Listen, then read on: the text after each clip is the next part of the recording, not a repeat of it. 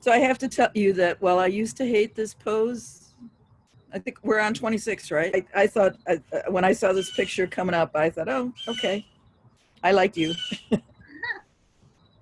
Okay, so verse 26 from Hatha Pradipika. Matsyendrasana, spinal twist pose. Place the right foot at the base of the left thigh, then the left foot at the side of the right knee. Take hold of the left foot with the right hand. Pass the arm behind the waist and remain with the body turned. This asana is described by Sri Matsyendranath. Matsyendranath supposedly practiced this asana and thus named it after him. In English, it is called the spinal twist. There are variations in the placement of the arms and hands and the degree of the twisting in the spine. Maybe I will just share this so people can see. That's the picture. I'm not going to read the techniques. Mm-hmm. Oh, and then it gets into the more complicated versions. Yeah, I feel like, I mean, Amanda wasn't reading the techniques yesterday, and I feel like hearing the techniques sort of raises my anxiety because I can't picture it. I need to see it. But if you want me to read through the I don't. I thought the way Amanda did it yesterday, which is reading, what the pose is and then the benefits of it, when they were sometimes covered, I thought that was just right. And I agree with you. This is one of those things where a picture is worth 1,000 words. Yeah. All right, so move on to verse 27. But one thing that they do say in here that's I mean, it's just so much part of yoga, but it's so important is don't forget, do it on both sides. Oh, yes, yes. Okay, 27. I do find, though, that with these poses where you do it on both sides, I understand it's very important for the whole balance, but in my own practice, and I teach this to students too, it's important that it doesn't have to look the same on both sides. Because as much as we think our body is the same, my left side is a lot different than my right side. Yep. So my twist on my right side may look a lot different than my twist on my left side. And it's important to start at the beginner pose and work your way into whatever variation you're going into, no matter what day it is. Because yesterday, like, you might feel differently practicing today because you had a heavy meal yesterday. Like, I feel a lot differently on Saturday morning practicing because it's 8 a.m. I haven't had any coffee. There's no food in my stomach than when I take a 7:30 class. So I do think that's important. And I think a lot of people, myself included, we forget. We're like, make sure you do the other side. And we hear, make sure you do the same thing on the other side. And it's not. And even yesterday when I took class, I did triangle pose, or not triangle pose, whatever pose it was. I think Bill had us move into bird of paradise or something, and my left leg has like an injury in it, and it just couldn't. And I'm like, I'm not gonna force this. Yeah. Like, even though I did it on my right side, I'm like, I had to honor my left side, and I think that's also why we do both sides, is to see what's going on. Yes, I agree. And even though I really love this pose, there is a huge difference in when I am twisting to the left, which looks more like the picture than when I twist to the right, when my hip rides up and my shoulder starts going, like, huge difference. And I have to, and I cut myself some slack saying, it's not what you look like. It's, are you trying to stay centered? Are you trying to keep your spine straight? What can you do? Can you prop yourself? Yeah. More important that your hip stays down than you get all the way around. You're absolutely right. And and one of the things I've found is that what was a strong side 5 years ago is now the weaker side, and you just have to pay attention every day. So Yeah, every day. Verse 27, practice of this asana, Matsyendrasana, increases the digestive fire to such an incredible capacity that it is the means of removing diseases and thus awakening the serpent power and bringing equilibrium in the bindu. Matsyendrasana helps to channel the prana in a particular direction so that awakening takes place in the dormant energy centers. It specifically stimulates the navel center or Manipura chakra. Under normal circumstances, the rate of pranic vibration is slow. Performing those asanas which direct the prana to the navel center is very important for the awakening of Kundalini. The navel center is responsible for maintaining the body. When it is underactive or overactive, body functions are not harmonious, and if it is sluggish, diseases develop in other areas. If the capacity of Manipura is increased systematically, it not only eliminates imbalances and disease, but the dormant potential of Sushumna Nadi can be awakened. Manipura is directly connected to the digestive system. Proper digestion and assimilation is the key to good health. Many texts talk about the fire of Manipura, i.e., the digestive fire. It is said that a certain fluid produced in the higher brain centers is consumed by this fire, and the result is old age, disease, and death. This fluid refers to the neurohormones of the pituitary and pineal glands, which activate the other endocrine glands. In yoga, it is said that this fluid is stored in bindu visaraga, and it is often associated with semen or ova.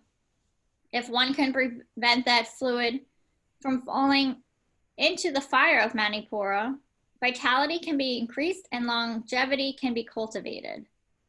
The navel region is powered by Samana Vayu. Samana is responsible for assimilation of nutrients and prana from the air and food.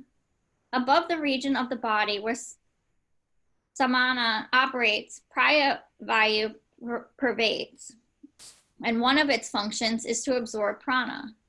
In the region of the body below the navel, Apana Vayu is located, and its chief function is elimination. Prana and Apana are the two major forces and normally move in opposite directions. One of the aims of yoga is to make prana and apana move toward each other so they meet in the navel and connect with samana. Pranavayu is positive energy, apana is negative, and samana is neutral. When the two opposite energies are brought together in Manipura chakra, there is an explosion of energy, and the energy forces its way through Sushumna Nadi. That is why Manipura is such an important center in the process of awakening Kundalini. It is even said that Kundalini awakening starts from Manipura and not in either of the lower centers. The chakras below Manipura are concerned with the animal instinct, and those above connected with higher qualities of mind. Manipura is midway between the two, and it is said to be the midpoint between heaven and earth. Matsyendrasana increases the vital capacity of Manipura so it can sustain the effects of Kundalini awakening. The other important physiological aspects of this asana are that it stimulates the pancreas, liver, spleen, kidneys, stomach, and ascending and descending colons. It is useful in the treatment of diabetes, constipation, dyspepsia, and urinary problems. It tones the nerve roots and adjusts and realigns the vertebral column. The back muscles are pulled and stretched in a different direction than usual, and this relieves them of tension. Matsyendrasana is, therefore, recommended in cases of lumbago, rheumatism, and slipped disc. In fact, it is a powerful asana, and its vitalizing effects can be felt quickly. This sounds like one of those asanas that is like a magical elixir that they used to sell in the early 20th century that cured everything. Yeah, and I'm like wanting to do it so badly right now. I know. Yeah, me too. But this is not one that you just jump into, at least for me. Yeah. Hmm. And I think Amanda class later, so maybe later. Awesome. Amanda shared with me that I think she was doing some, because I told her, I was like, Bill did cow face pose yesterday in class, and she's like, I taught it too, and I read what I learned, and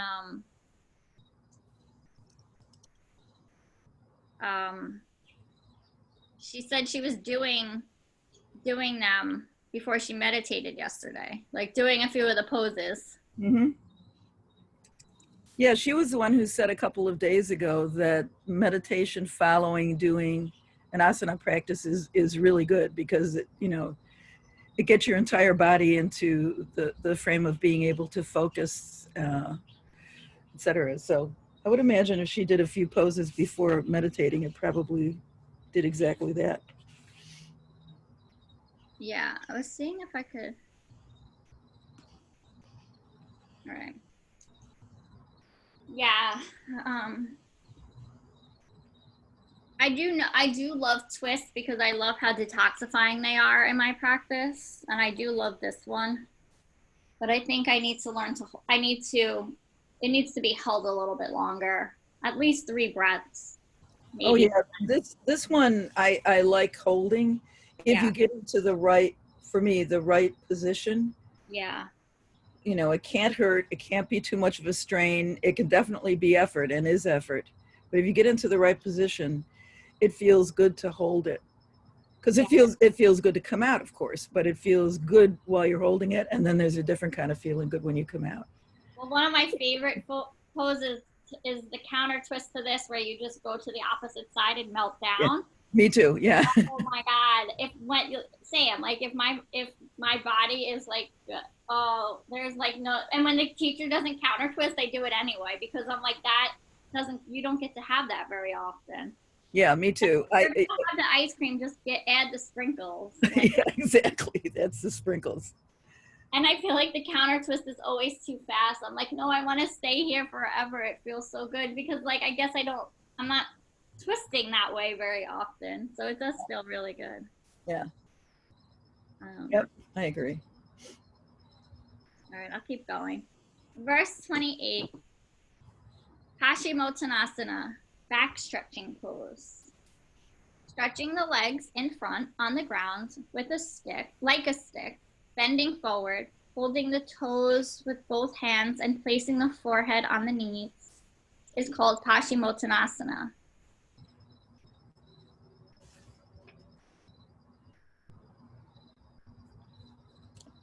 A lot of different levels. Yeah, I'm just skimming them to see if something. They don't have all pictures for all the levels, so. No, it's too bad. Especially technique 4. I mean, I do this on a very basic level because that's just where I am and have been for 10 years, but especially, she says, the back should not curve or hunch. Well, okay, but that means that I almost look like I'm sitting up sometimes when I'm doing this, because that's as far as I can go before I start going in. But when you do it, do you feel it in your low back or in your hamstrings? Depends on the day. If I've had a heavy duty physical workout, earlier in the day or the day before, I definitely feel it in my hamstrings. Because and Amanda virtually almost yelled at me in class once, don't hunch, et cetera, et cetera. So I pay serious attention to that. I never feel it in my lower back, which is good because I don't want to feel it in my lower back. Yeah. It's interesting. The last paragraph, she says, harder to do in the morning and then in the afternoon. That's true because you're not loose. Yeah. Looser in the afternoon. But then she says the knees must be kept straight. And sometimes, and in class, very often, that might be the aim, but if your back is feeling at all tweaky, people have said, bend your knees a little, Sometimes I use a strap, which is very helpful because it helps me to focus on keeping my back straight. Yeah, I think I'll read that last paragraph out loud, but I'm always taught, and I teach it, to bend your knees and keep your spine nice and long. Yep. And then try to move with, at the same time, keeping your and the breathing in helps you to keep your spine longer, and when you breathe out, you might gain a little bit more forward momentum. You might not, but you might. I have very open hamstrings, so this pose is relatively easy. I don't even feel a stretch when I'm completely folded. But then there's other shapes where my body is like, nope. Yep. But yeah, it clearly says nope. Right. Yeah. Like you can be so flexible in one direction and then absolutely have no flexibility in another direction. Yeah. And it's nothing I did. It's just how I was born. Like I don't ever remember my hamstrings feeling tight. It is more difficult to practice Paschimottanasana in the morning than in the afternoon because the back muscles and nerves had time to loosen. Therefore, it is usually performed after having practiced some other asana or physical movement so that the spine and hamstrings are sufficiently supple. The knees must be kept straight throughout the practice. If it is not possible to bring the head down without bending the knees, then bring it down as far as it is comfortable to hold the knees or calf muscles. Remember to keep the back straight and not hunched. The whole body should be relaxed in the final position. So, Pam, we were just talking about bent knees, and I've also done it with a strap around the bottoms of my feet, which means that your knees are not bent. Yeah. But I think it depends on what you're going for, because I think you can get a couple of things. I get a couple of things out of this pose. When I do it with my legs extended and my knees pretty straight, my legs are pretty straight, and I do it with a strap because I never bend down. It's never going to happen. By that, I mean, I never get my head to my knees or anything even remotely close. But when I do it there, then I feel like I'm concentrating more on the hamstrings, while keeping my back in a comfortable straight position. And the work is done, it feels more largely by the hamstrings. If I do it where I'm bending my knees, then I feel like I'm focusing more on my back. There's a lot of work done by the back, but it's supported by the fact that my knees are bent. So I sort of feel like neither one is the only way to do it. It depends on what you're looking for. Yeah. Additionally, the important thing to do is to pay attention to how is your back feeling. And if your back feels at all crunchy or pulled, then you got to back up because something's going wrong. Well, and it's just nice to know your options because if a strap's not always available, like when we go back to Rev, we're not going to have props. So if you don't bring your own props, it might be not you specifically, but a student. So it's just nice to know, what. Oh yeah, and actually,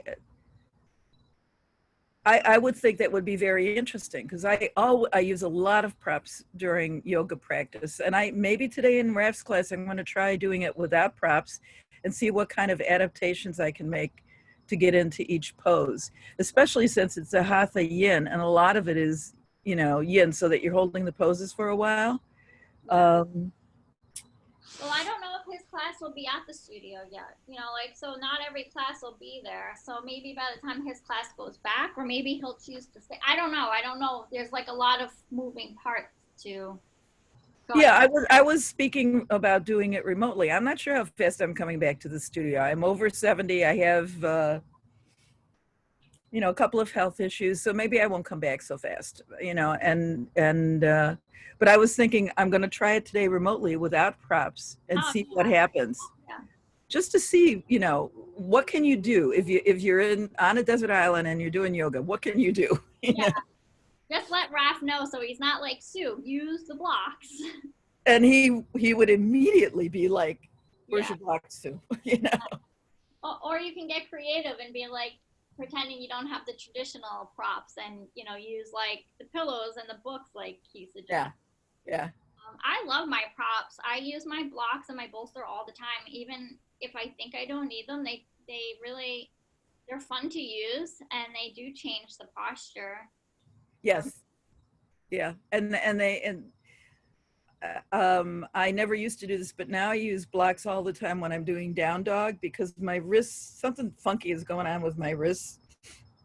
And it really helps to, Yeah, to raise yourself up just a couple of inches. yeah, But yeah, I'm with you. I love my props. I yeah. have two sets of blocks, a bolster, a strap, a roll for under my legs. Somebody gave me a little cover for my eyes for Shavasana. I Yeah, mean, most of these were gifts, but boy, they work. So. yeah, same. Yeah. Verse 29. I'll read a little bit more, I guess, and then we'll start. Okay. Paschimottanasana is the best among asanas. By this asana, the pranic currents rise through Sushumna, the digestive fire increases, the abdomen becomes flat, and the practitioner becomes free from diseases.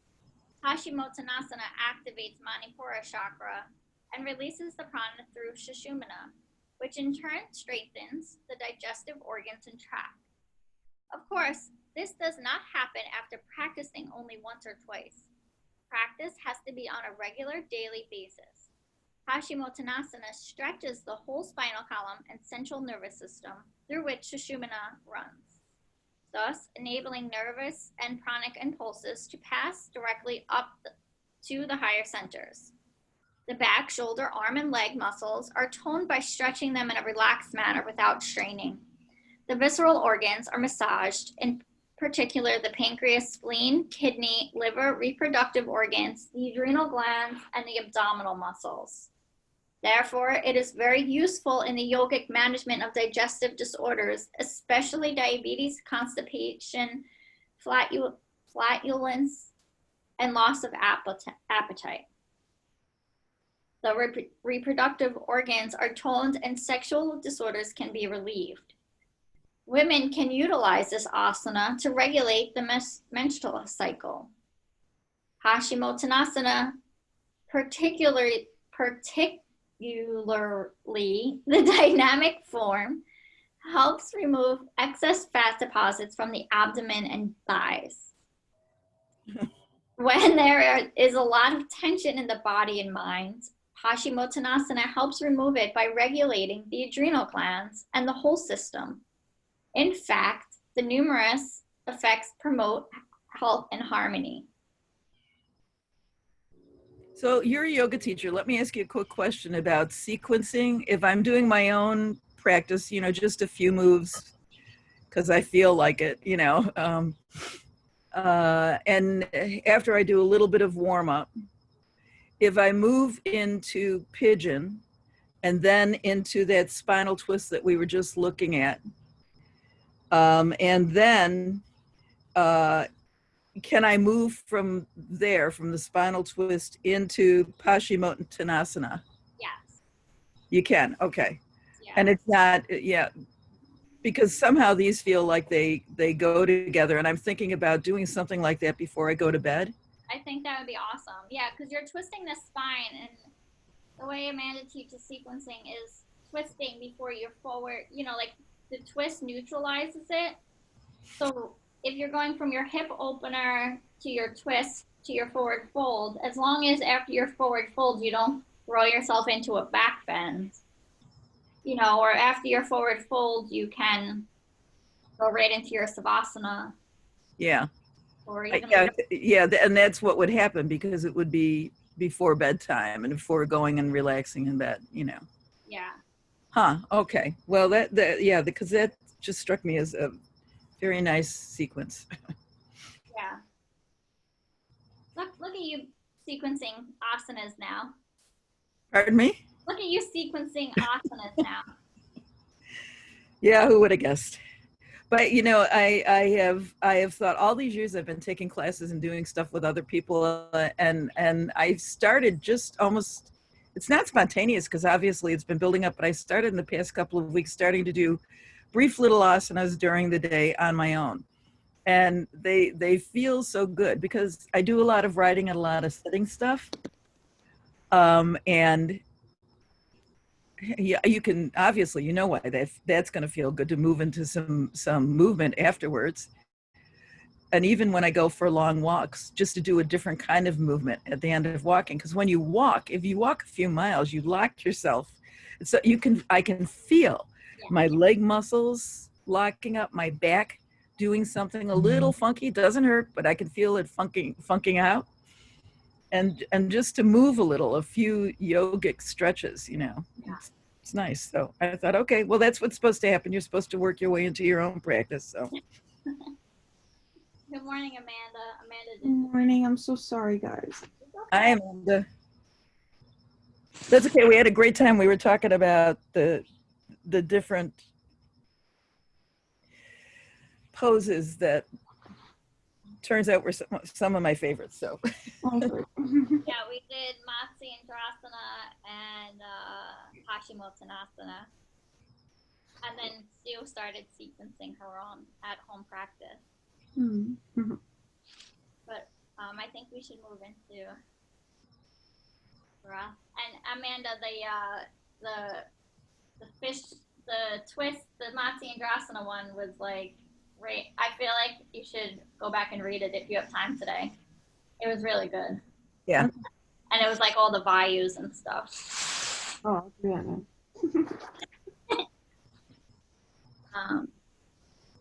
All right, so we'll set up for breath work, pranayama. And depending where you are, I know you're on your deck, Sue, but if anybody in the future is watching this and wants to do any of those and feels warm enough to do any of those stretches, I wouldn't suggest starting with Paschimon because we just woke up, but, well, some of us did. Okay. So sitting, finding a nice tall spine.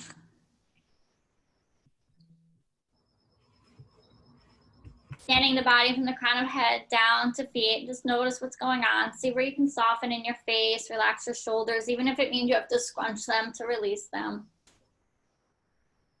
Release the tension in your fingers and your toes. And then bring your attention to your breath after you get your body nice and comfortable. Begin to breathe in and out through the nose. It feels okay to begin to lengthen the breath deeper into the low belly, expanding belly button out. And then bring belly button down to spine. Watch the air move up the spine and out through the nose.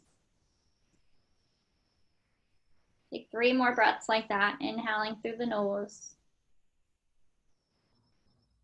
Exhaling. You might hear a slight whisper at the back of your throat, a little ujjayi breath.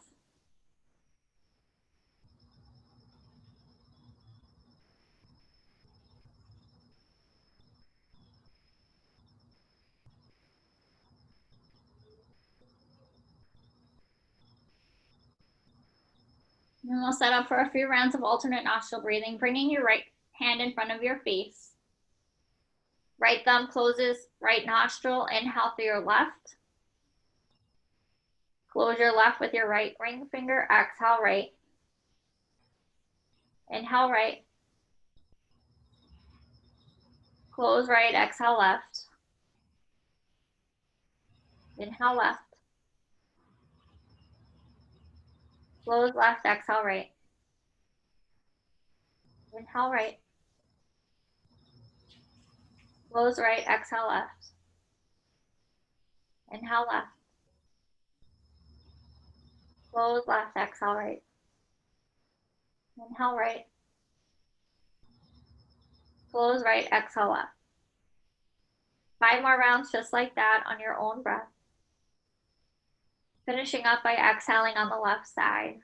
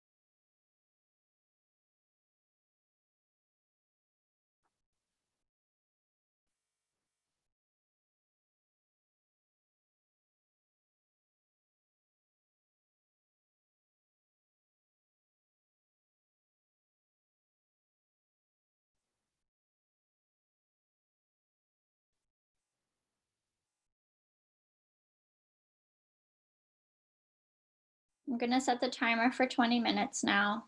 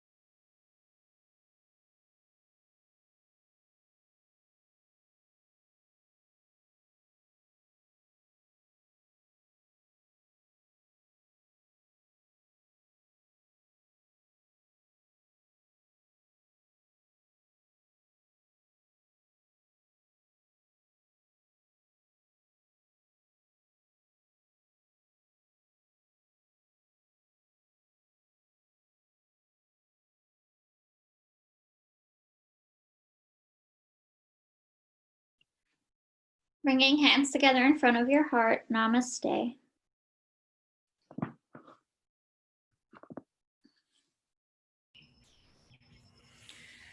Well, thank you, Pam.